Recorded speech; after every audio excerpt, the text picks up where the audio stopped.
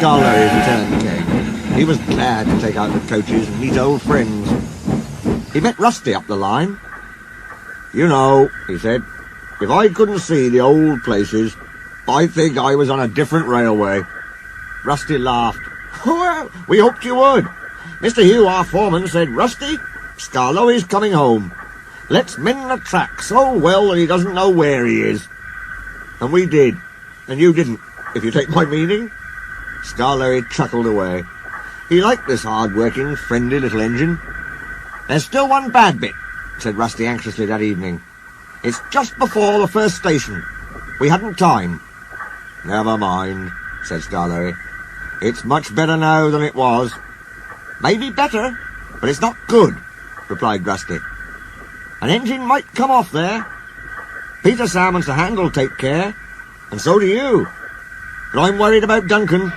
He will do rock and roll. I shouldn't like his passengers hurt. What's that about me? I'm a plain engine, and believe in plain speaking. Speak up and stop whispering in corners." Rusty told Duncan about the bad bit of line, and warned him to be careful. "Ha! Ha!" he grunted. "I know my way about, thank you. I don't need smelly diesels to tell me what to do." Rusty looked hurt. "Never mind," said Scarlery. "You've done your best."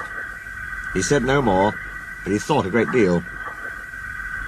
Next morning, Rusty left Duncan to find his own coaches. Duncan snorted and banged about the yard, then clattered crossly to the station. James was there already. "You're late," he snapped. "I know," said Duncan. "It's that smelly diesel's fault. He thinks he can teach me how to stay on the rails, and then goes off and leaves me to find my own coaches." "You poor engine," sympathized James.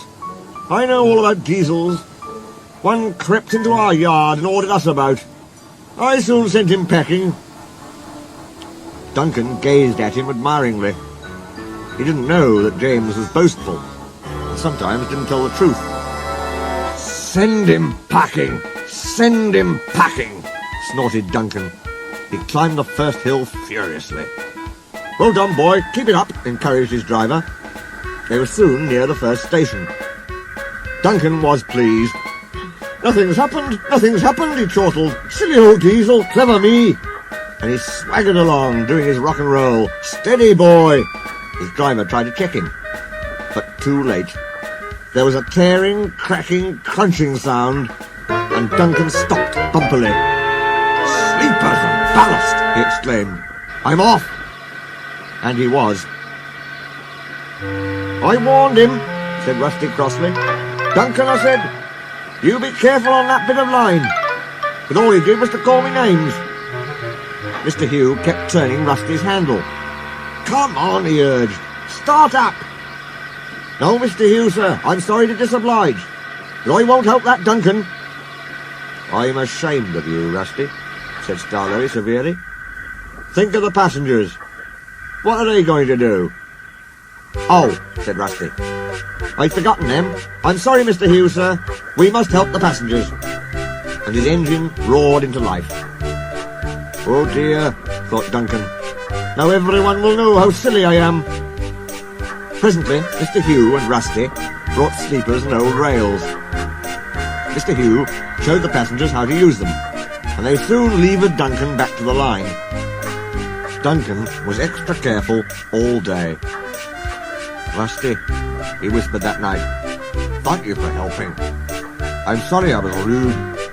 "That's all right. I wish all diesels were like you. Let's be friends." "Suits me," smiled Rusty. "We'll mend that bad bit first thing tomorrow."